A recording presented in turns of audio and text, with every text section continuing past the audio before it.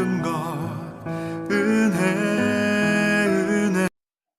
오늘부터 예수님의 기도의 삶을 한번 점검하면서 예수님의 기도의 그 발전 단계 이런 주제로 한 3번에 나눠서 말씀을 같이 상고하도록 하겠습니다. 그 예수님의 기도의 발전 단계를 보면 예수님이 이제 공생애를 처음 시작하셔가지고 마지막 공생애를 완성하면서 제자의 사역을 완성하시고 이제 온 세상을 구속하는 그 구속 사역을 완성해 갈 때 이제 제자들을 계속해서 훈련시킵니다. 그 기도의 삶도 훈련시키는데 이 자녀로서의 그 기도의 단계를 이제 넘어서서 사역자로서의 기도, 이제 지도자로서의 기도의 단계로 발전했습니다. 이 모든 것은 예수님께서 저와 여러분 같은 또 후세의 주님의 자녀들이 어떤 기도의 삶을 이제 추구하고 살아야 될까를 모델로 보여주신 것이죠. 그래서 우리가 기도를 이제 열심히 하는 것도 중요하지만 그 기도의 목표가 있어야 됩니다. 주님이 보여주시는 그 기도의 삶을 추구하는 것이 그게 참 귀한 것이죠. 그래서 간혹 보면은 이제 자기 스타일로 뭐 평생 기도를 많이 하셨는데 기도가 발전이 없는 분들이 많죠. 이것은 이제 주님의 그 진리와 주님의 그 사역 원리를 자세히 연구하지 않아서 그런 겁니다. 그래서 우리가 하나하나 본문에서 또 주님이 어떤 기도를 하셨고 또 무엇을 추구했는가 이런 걸 좀 우리의 삶에 적용한다면 우리 기도 생활이 굉장히 발전할 수 있습니다. 오늘은 자녀로서의 기도 이것을 주제로 한번 다루겠습니다. 누가복음 3장 21절 22절 같이 읽습니다. 시작. 백성이 다 세례를 받을새 예수도 세례를 받으시고 기도하실 때에 하늘이 열리며 성령이 비둘기 같은 형체로 그의 위에 강림하시더니 하늘로부터 소리가 나기를 너는 내 사랑하는 아들이라 내가 너를 기뻐하노라 하시니라. 요것은 이제 여러분이 잘 아시는 예수님께서 공생애를 시작하실 때 세례 요한, 침례 요한의 그 침례를 받으시고 이제 하나님께서 예비한 공적 생활을 시작할 때의 모습이죠. 그랬을 때 이제 중요한 것은 기도하셨는데 그 세례를 받으면서 기도하는 그 순간에 하늘이 열렸다고 나오죠. 하늘 문이 열리는 것이에요. 하늘이 열리고 이제 성령께서 비둘기 같은 형상으로 강림하셔서 이제 공적 신분이 될 때는 바로 성령님이 강림하셔야 됩니다. 성령님을 통해서 그런 모든 이 지상의 예수님의 사역이 시작되는 걸 알 수 있죠. 그리고는 이제 아버지 하나님께서 하늘로부터 컨펌하시죠. 그 하늘의 음성을 들려주시면서 내 사랑하는 아들이라 내가 너를 기뻐하노라. 그래서 이제 전적으로 후원하시는 바로 이제 아버지 하나님의 음성이 들려집니다. 그래서 이 모든 것들을 그 당시에 사람들도 봤고 예수님께서 이제 공적 신분을 얻어서 시작하는데 제일 먼저 했던 게 바로 기도죠. 세례를 받고 기도하시면서 하늘이 열리는 그 기도의 삶을 시작하신 것입니다.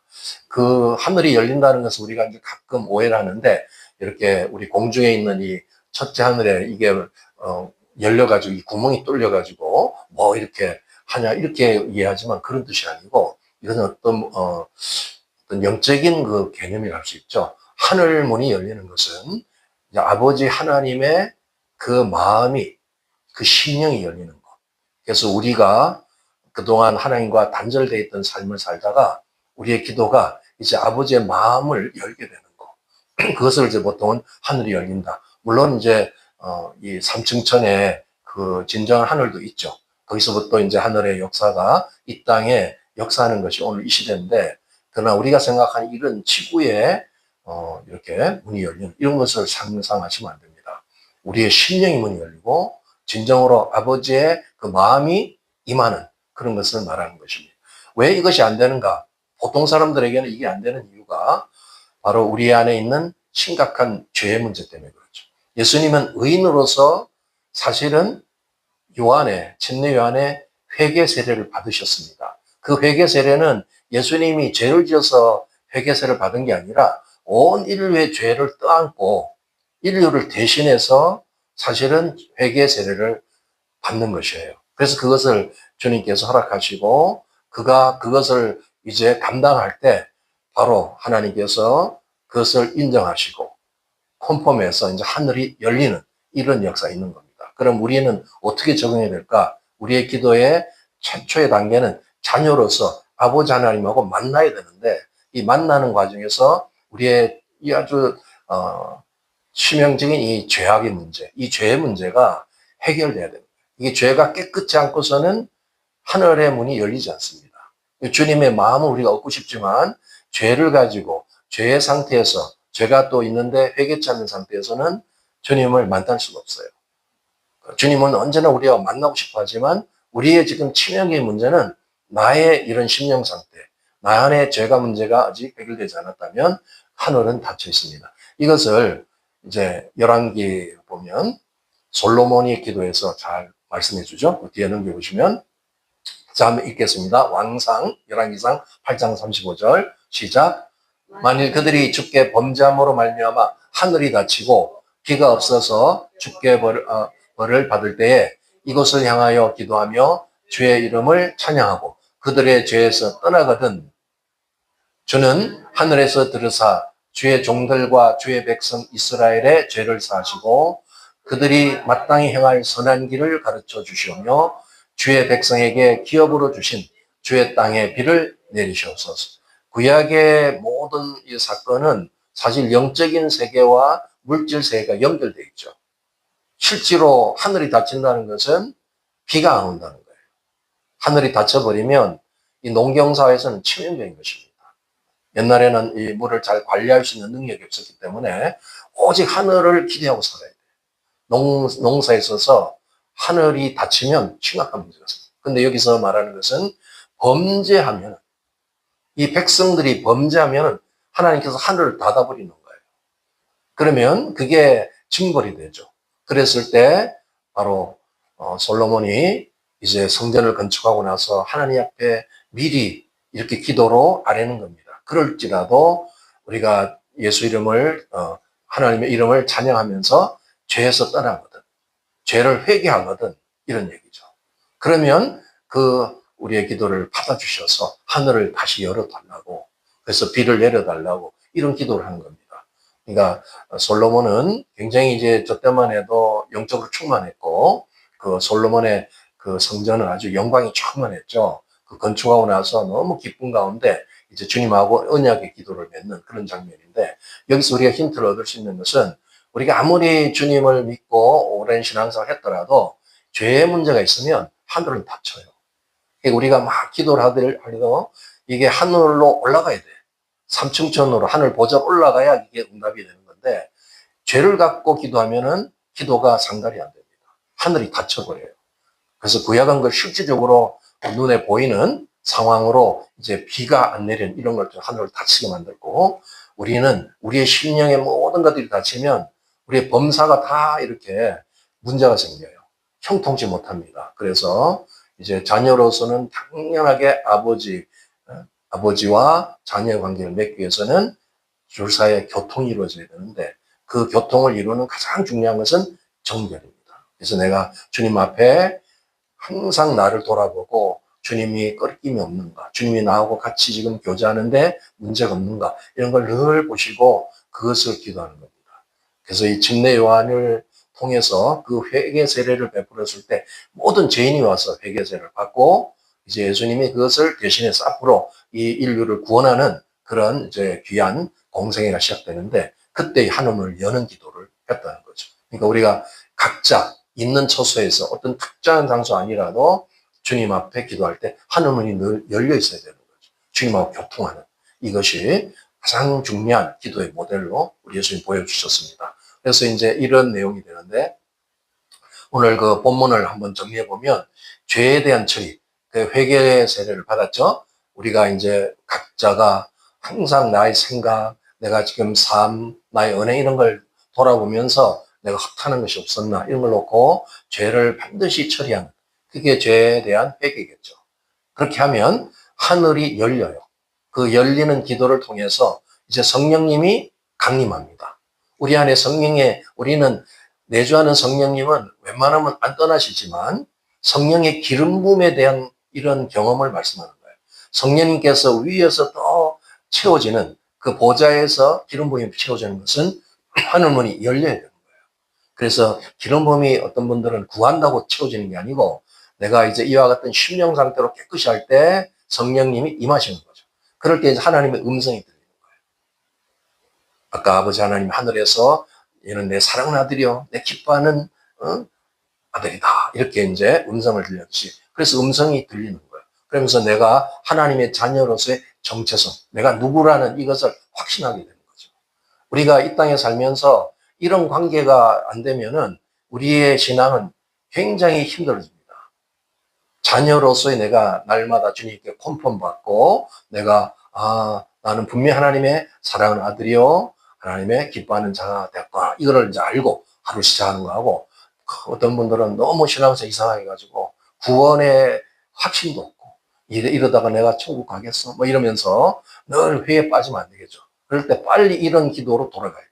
예수님이 보여준 모델처럼 자녀로서의 기도, 나의 심령을 돌아보고 주님이 나의 원죄는 처리해 주셨지만 나의 자범죄와 늘 이 생각 속에 있는 또 여러 가지 상상 속에 공상 속에 있는 이런 죄들, 죄의 환경에 이렇게 물들어 있는 이런 거를 빨리빨리 처리하고 하늘이 열려 있을 수 있도록, 그렇게 했을 때 성령님 기름 붓고 하나님께서 구체적인 음성을 들려주시고 내가 이제 하나님 자녀란 확신을 갖고 나가는 이 모델입니다. 이것은 예수님께서 첫 번째 공생에 보여준 자녀로서의 기도의 모델입니다. 넘겨보시면 이제 스바냐 3장 17절은 이런 상태가 됐을 때 우리 아버지가 우리를 향해서 얼마나 기뻐하는가, 이걸 말씀하는 거예요. 한번 읽겠습니다. 시작.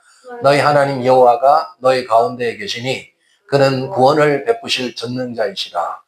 그가 너로 말미암아 기쁨을 이기지 못하시며 너를 잠잠히 사랑하시며 너로 말미암아 즐거이 부르며 기뻐하시리라 하리라.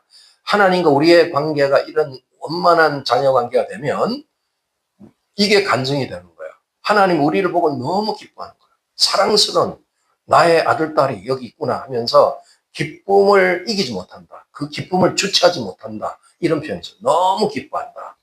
이것이 돼야 돼. 근데 그냥 하나님 보실 때 이 문제아들만 보아가지고 막 슬퍼하면 안 되잖아요. 하나님 앞에 이게 관계가 다 깨지고 죄악에 빠져있고 오늘 이 세계를 볼 때 정말 이렇게 정결한 그런 주님의 자녀로서 사는 사람들이 과연 얼마나 될까 할 정도로 너무 세속화되고 주님 관계가 다 깨지고 있는 이런 지금 상황입니다. 이제 이것이 부흥이 일어나야 돼요. 교회에서부터 부흥이 일어나서 하나님 자녀의 관계를 빨리 회복하고 하늘문이 각각 열려서 이와 같이 하나님이 우리를 이제 컨펌하면서 정말 우리를 보고 기뻐하는 이런 관계가 될 때 이제 하늘나라가 확장되는 거예요. 이게 이제 중요한 모델이라는 거 아시겠죠? 그러니까 우리가 기도의 가장 기초 단계는 자녀로서의 기도, 이것을 늘 잘할 수 있도록 점검하는 것입니다. 넘겨보시면 예수님께서 이제 시험을 받으러 가십니다. 시험 받는 이제 주님의 모든 이것이 컨펌되고 나서는 성령이 이끌려가지고 유대 광야로 가셔가지고 40일 금식하시면서 지금 시험 받는 그 바로 광야의 사진입니다. 저기서 40일 동안 밤낮으로 이제 거기에 많은 짐승들 있고 그랬다는 표현이 있는데 거기서 아무도 없는 그 고독한 상태에서 마귀의 시험을 받아요. 이 시험을 테스트를 넘어가야만 성령의 권능이 임합니다. 그래서 공생애가 실제적으로 이제 승리로 갈 때 이 광야의 시험을 받아야 돼요. 그러니까 우리도 전부 다 시험이 있다는 거죠. 각자의. 이 세 가지 시험을 간단하게 요약해서 이제 여러분이 다 그동안 공부하셨으니까 이 시험을 다 이기셨는데 어떻게 이 시험을 이기는 기도를 했는가, 이걸 이제 묵상하셔야 됩니다. 첫 번째, 마귀는 이 돌들로 떡덩이에 대하라. 40일 동안 굶으셨으니까 얼마나 배고프겠어요. 그랬을 때 그 떡으로 유혹하는 그것을 신명기 말씀으로 사람이 떡으로만 살 것이 아니에요. 하나님의 말씀으로 산다고 확신하면서 대적하죠. 그래서 우리 모두에게, 크리스천들에게 먹고 사는 문제, 오늘 이 땅에서 특별히 이민생활하면서 정말 먹고 사는 문제가 심각한 거잖아요. 근데 그게 테스트 넘어가야 돼.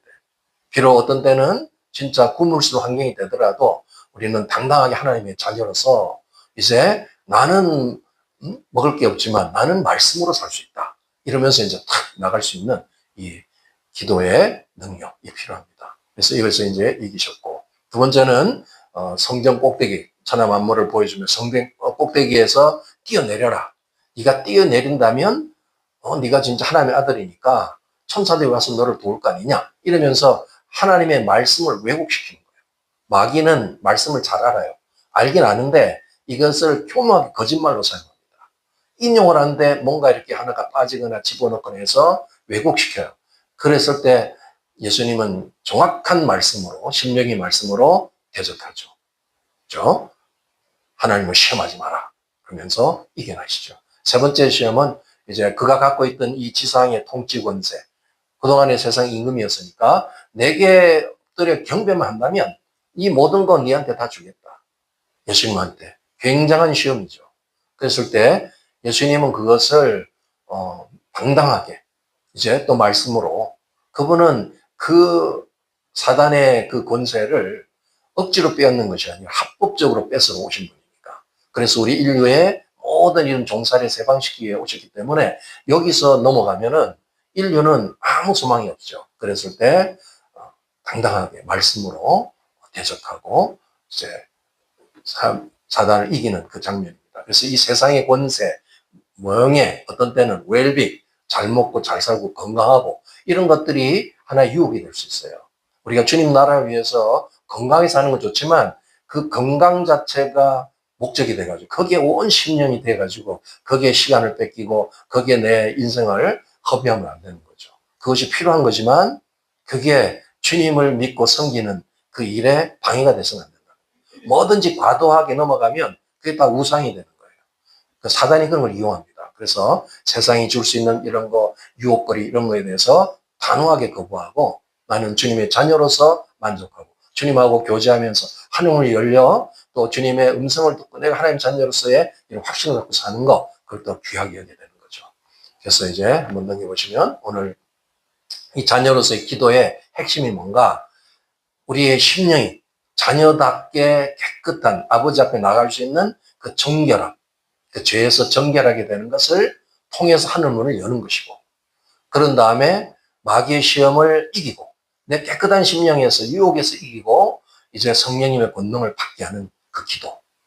이걸 통해서 이제 공생애가 시작되고 예수님이 모델을 보여주셨지만 이제 어둠의 영들을 다 제압하죠. 사단의 나라를 파괴시키고 실질적으로 병을 고치고 악한 영들을 쫓아내고 하면서 하늘나라가 막 임하는 걸 보게 되죠.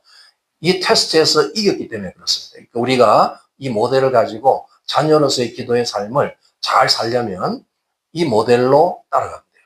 그래서 늘 어떤 하늘문이 어디 열렸나 이게 아니고 나에게 직접적 하늘문이 열리도록 그 정결을 늘 추구하는 거. 그러면서 이제 성령의 어떤 시험이 왔을 때 그 마귀의 시험을 대적하고 권능으로 더 무장하는 그것이 이제 이 세상을 정복하는 비결입니다. 그래서 하나님 자녀답게 내가 하나님의 아름다운 그런 자녀로서의 삶을 이제 시작하게 되는 그 기도로서의 자녀의 기도. 이것을 꼭 이제 오늘 한번 점검하시고 오늘 그동안 내가 연약한 부분이 있다면 이 모델을 가지고 오늘 기도하시기 바랍니다. 그래서 같이 한번 이 내용을 갖고 우리 주여 한번 부르짖고 통성으로 기도하도록 하겠습니다. 주여, 사랑하는 아버지 감사합니다.